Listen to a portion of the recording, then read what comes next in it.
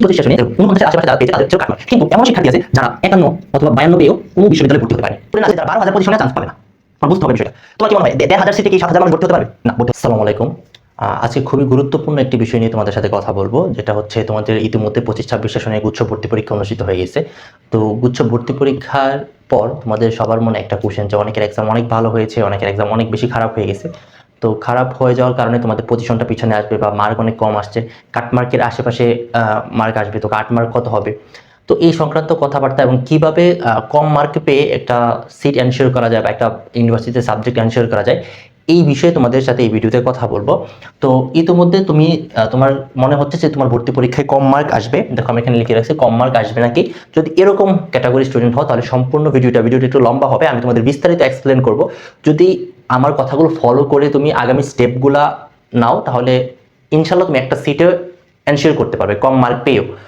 যদি ভিডিওটা সম্পূর্ণ দেখো তাহলে আশা করি সবকিছু ক্লিয়ার হয়ে যাবে। তো ভর্তি পরীক্ষার পরবর্তী ধাপ অর্থাৎ ভর্তি পরীক্ষা শেষ হওয়ার পর সর্বপ্রথম যে ধাপটা আসে সেটা হচ্ছে সাবজেক্ট চয়েস। তারপর 2 নম্বর যে ধাপটা আসে এটা হচ্ছে ভর্তি প্রক্রিয়া। তারপর 3 নম্বর যে ধাপটা সেটা হচ্ছে তোমার গণবিজ্ঞপ্তি। এই 3টা বিষয় নিয়ে তোমাদের বিস্তারিত এখন জানতে হবে। তো সর্বপ্রথম আমি ধরে নিচ্ছি এবছর কাটমার্ক হবে 48+, অর্থাৎ 48+ যারা পাবা তাদের কাটমার্ক আমি ধরে নিচ্ছি 48। তো এখন কথা হচ্ছে অনেকে ম্যাথ প্লাস বায়োলজি উত্তর করছো, ম্যাথ প্লাস বাংলা উত্তর করছো, বা বায়োলজি প্লাস বাংলা বা বায়োলজির সাথে ইংরেজি উত্তর করছো। তো সবার ক্ষেত্রেই কথা বলবো। তো জিএসটিতে টোটাল ইউনিভার্সিটি আছে হচ্ছে তোমার 20টা। টোটাল ইউনিভার্সিটি কয়টা আছে? 20টা। আমি যেভাবে বলছি একটু ধৈর্য ধরে শুনবা। টোটাল ইউনিভার্সিটি আছে 20টা। তার মধ্যে তোমার 3টা ক্যাটাগরিতে যদি আমি ভাগ করি, এ ক্যাটাগরির ইউনিভার্সিটি আছে কতগুলি, তারপর ধরলাম বি ক্যাটাগরি কতগুলো ইউনিভার্সিটি, তারপর ধরলাম হচ্ছে সি ক্যাটাগরি ইউনিভার্সিটি। এগুলো তোমাদের বোঝানোর স্বার্থে আমি এখানে জাস্ট লিখে রাখলাম। এগুলো হচ্ছে প্রথম হচ্ছে ক্যাটাগরি ওয়াইজ ইউনিভার্সিটিগুলো ভাগ করলাম। এখন আমি এখানে তোমাদের 5জন স্টুডেন্ট নিব, 5জন শিক্ষার্থী লিখবো যারা জিএসটিতে মার্ক পেয়েছে। একজন শিক্ষার্থী যে সব টপ করবে সে ধরো 62+, 2। তো আমি এখানে 5জন শিক্ষার্থীর মার্ক লিখলাম যে সে কিভাবে সাবজেক্ট চয়েসটা দিবে। এটা খুবই গুরুত্বপূর্ণ একটা বিষয়। তো সাবজেক্ট চয়েসটা কেন গুরুত্বপূর্ণ এই জিনিসটা ছোট্ট করে একটু বলে নিতে চাই। গত বছর অর্থাৎ 24-25 সেশনে, এখানে যদি লিখি 24-25 সেশনের কথা আমি একটু এখানে বলছি, 24-25 সেশনে তোমার কাটমার্ক ছিল 49+- এরকম 49-এর আশেপাশে যারা পেয়েছে তাদের ছিল কাটমার্ক। কিন্তু এমনও শিক্ষার্থী আছে যারা 51 অথবা 52 পেয়েও কোনো বিশ্ববিদ্যালয়ে ভর্তি হতে পারে নাই, কোনো একটা বিশ্ববিদ্যালয়ে ভর্তি হতে পারে নাই। তো এই যে সে 51 কিংবা 52 পেয়েও চান্স পায় নাই, কিন্তু এই 49+- পেয়েও গত বছর একজন শিক্ষার্থী তোমার জিএসটি যে কোনো একটা ইউনিভার্সিটিতে ভর্তি হয়ে গেছে। তো এই জিনিসটা তোমার কেন হয় এটা নিয়ে কথা বলবো, যে কেন এরকমটা হয়। তো তোমরা জানো যে জিএসটি যে 20টা ইউনিভার্সিটি আছে, এই 20টা ইউনিভার্সিটিতে তুমি যখন সাবজেক্ট চয়েস দিবা, ধরো একটা ইউনিভার্সিটিতে টোটাল ফ্যাকাল্টি আছে অর্থাৎ সাবজেক্ট আছে ধরো 15টা। ইসলামিক ইউনিভার্সিটিতে 15টা ফ্যাকাল্টি আছে, যেরকম ফিজিক্স, কেমিস্ট্রি, ম্যাথ, বায়োলজি, এরকম 15টা সাবজেক্ট আছে। এই 15টা সাবজেক্টে অর্থাৎ ইসলামিক ইউনিভার্সিটি 15টা সাবজেক্টে অ্যাপ্লাই করার জন্য তোমাকে 500 টাকা ফি দিতে হবে। অর্থাৎ প্রতিটা ইউনিভার্সিটিতে যদি তুমি সাবজেক্ট চয়েস দিতে চাও তাহলে তোমার 500 টাকা ফি দিতে হবে।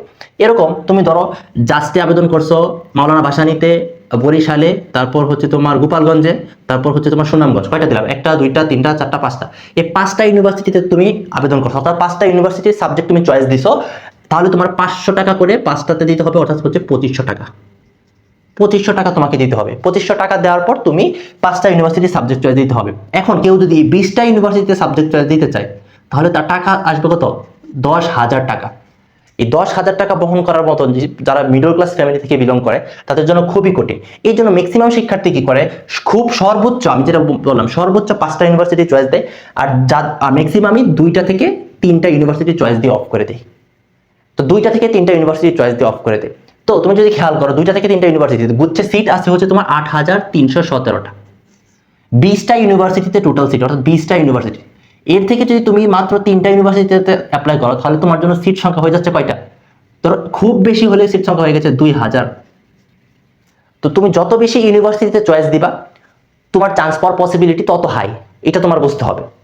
এখন কথা হচ্ছে যে 62+ পাবে তার পজিশন 3000-এর মধ্যে থাকবে, 100% শিওর এটা, যে 1000-এর মধ্যে থাকবে। আর যে 50 প্লাস মাইনাস থাকবে সে হচ্ছে তোমার ধর একদম আমি সর্বোচ্চ মানে 15,000-এর মধ্যে আমি দিয়ে দিলাম, 15,000-এর মধ্যে থাকবে, এটা দিয়ে দিলাম। গত বছর 15,000 প্লাস মাইনাসে চান্স হয়েছে, তো 15,000 পর্যন্ত যারা থাকে তারা ওয়েটিং থেকেও অথবা গণবিজ্ঞপ্তিতে গিয়েও চান্স পায়। তো এই যে আমি তোমাদের একটা রেশিও দেখাইলাম যে এটা হচ্ছে তোমাদের, তো যে তোমার 62 প্লাস মাইনাস পাইছে সে যদি 3000-এর মধ্যে থাকে সে কি করবে, তোমার এক ক্যাটাগরির ইউনিভার্সিটিগুলো চয়েস দিবে।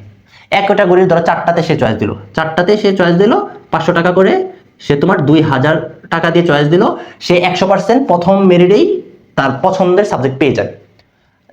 একদম এক ক্যাটাগরির হাই সাবজেক্ট যেগুলো ধরো জাস্টের ফার্মাসি পেয়ে যাবে, জাস্টের সিএসসি, মাওলানা ভাসানী সিএসসি ত্রিপলি, বা তার যেই সাবজেক্ট সে ফার্স্ট চয়েস দিবে সে সেটা পেয়ে যাবে।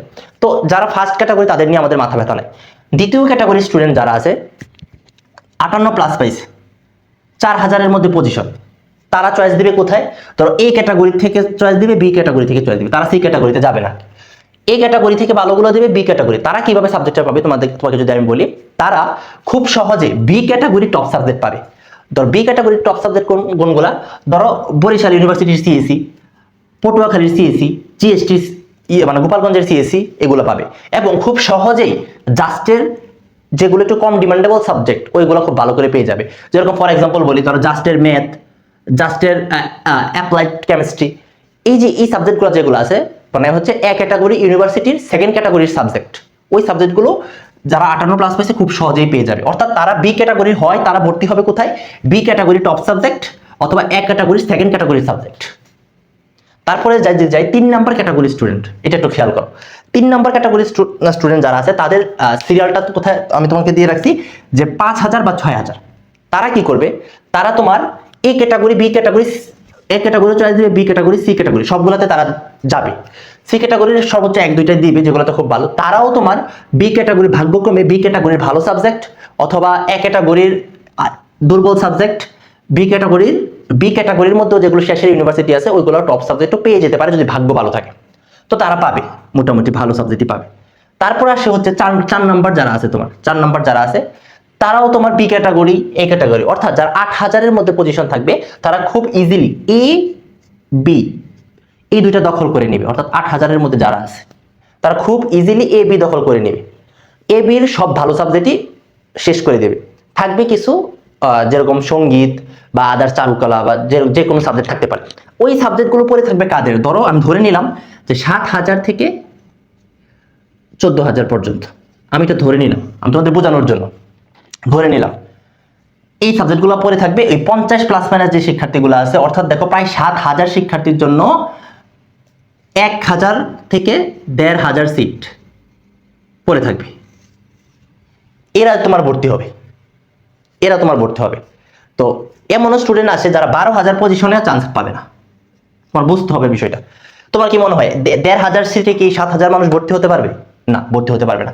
1500 স্টুডেন্টই ভর্তি হবে, বাকি 5500 স্টুডেন্ট কি হবে, ডিসকোয়ালিফাই হয়ে যাবে।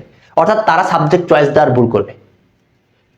কিরকম ভুল করবে, একজন শিক্ষার্থী 15000 থেকে বা 12000, তার মেরিট হচ্ছে 12000 থেকে সে 100% জিএসটিতে সাবজেক্ট পাবে, 100% আমি বলতে পারি সে সাবজেক্ট পাবে, কিন্তু সে সাবজেক্ট পায় না। কেন পায় না?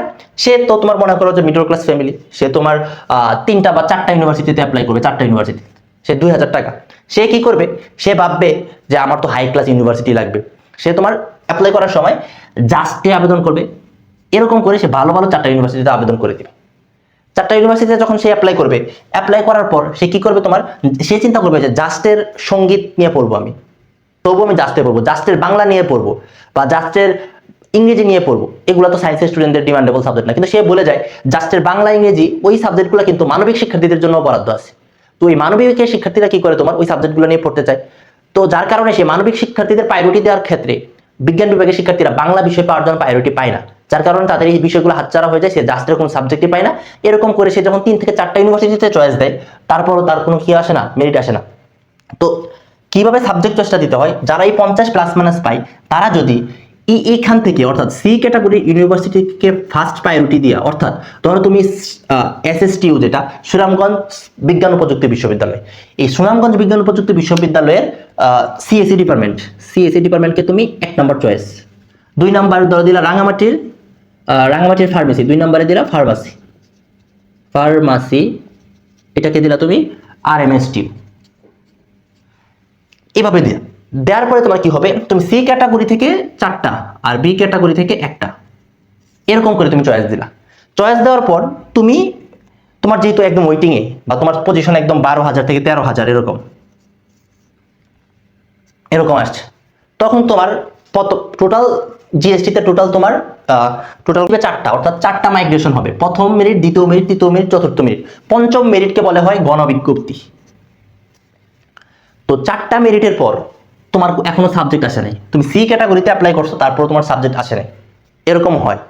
তখন বিশ্ববিদ্যালয়গুলো গণবিজ্ঞপ্তি জিনিসটা কি, আমি একটা ইউনিভার্সিটির এক্সাম্পল দিয়ে বোঝাই।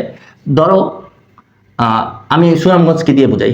সুনামগঞ্জ বিজ্ঞান ও প্রযুক্তি বিশ্ববিদ্যালয়ে সিট সংখ্যা আছে 250টা, 250টা সিট আছে। 4টা মেরিট লিস্ট যাওয়ার পরেও যে সংখ্যক শিক্ষার্থী আবেদন করছে, অর্থাৎ মেরিটের মধ্যে ছিল, তাদের ধরো তুমি দিল তোমার 250 জনকে ডাকছে, 4টা মেরিটে 250 জনকে ডাকছে। ডাকার পরে অনেকে তোমার এরকম থাকে না যে অনেকে অন্য জায়গায় ভর্তি আছে, সুনামগঞ্জ আসছে জিএসটিতে বা সেকেন্ড টাইম দেবে, সুনামগঞ্জ পড়বে না, এরকম অনেক জায়গায় মুভ করে ফেলে। তারপরও শেষমেশ সুনামগঞ্জে 25টা সিট ফাঁকা আছে, 25টা সিট ফাঁকা আছে। এই 25টা সিটের জন্য গণবিজ্ঞপ্তি দিবে। গণবিজ্ঞপ্তি হচ্ছে তোমার এই 25টা সিটের জন্য সুনামগঞ্জ বিজ্ঞান ও প্রযুক্তি বিশ্ববিদ্যালয় এই 25 সিটের 10 গুণ, 25 সিটের 10 গুণ শিক্ষার্থী অথবা 5 গুণ শিক্ষার্থীকে ডাকবে। তাহলে কত, 250 শিক্ষার্থী ডাকবে। এই 250 শিক্ষার্থীকে সশরীরে উপস্থিত হতে হবে এবং বিশ্ববিদ্যালয়ে গিয়ে কাগজপত্র জমা দিতে হবে। তো যতগুলো শিক্ষার্থী ওইখানে উপস্থিত হবে, ওই জায়গা থেকে তোমার যারা মেরিটে আগায় থাকবে, ধরো তোমার একজন শিক্ষার্থীর 25 জন নেবে না, তো 250 জন থেকে উপস্থিত হলো 75 জন, 250 জনকে ডাকছিল, 250 জন থেকে 75 জন উপস্থিত হয়েছে। ওই 75 জন শিক্ষার্থী থেকে যারা যেই 25 জন আগে থাকবে তারা ভর্তি হতে পারবে, বাকি 50 জন ভর্তি হতে পারবে না। এটা হচ্ছে তোমার গণবিজ্ঞপ্তি। তো তুমি যদি কম পজিশনে আসো, তাহলে তোমাকে অবশ্যই সি ক্যাটাগরি ইউনিভার্সিটিগুলোকে প্রাধান্য দিতে হবে। তুমি কখনোই এ ক্যাটাগরি অথবা বি ক্যাটাগরি ইউনিভার্সিটিগুলোতে প্রেফার করে দিবা না, সি ক্যাটাগরি ইউনিভার্সিটিগুলোকে প্রাধান্য দিতে হবে। এই ছিল টোটাল, আমি তোমাদের বোঝানোর চেষ্টা করছি যে কিভাবে তোমার সাবজেক্ট চয়েসগুলো দিতে হয়।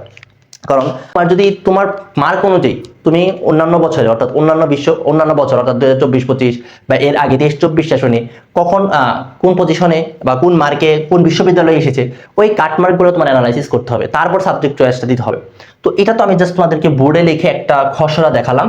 তো এখনো তোমাদের রেজাল্ট প্রকাশিত হয় নাই, আগামীকাল বা পরশু তোমাদের রেজাল্ট প্রকাশ হবে।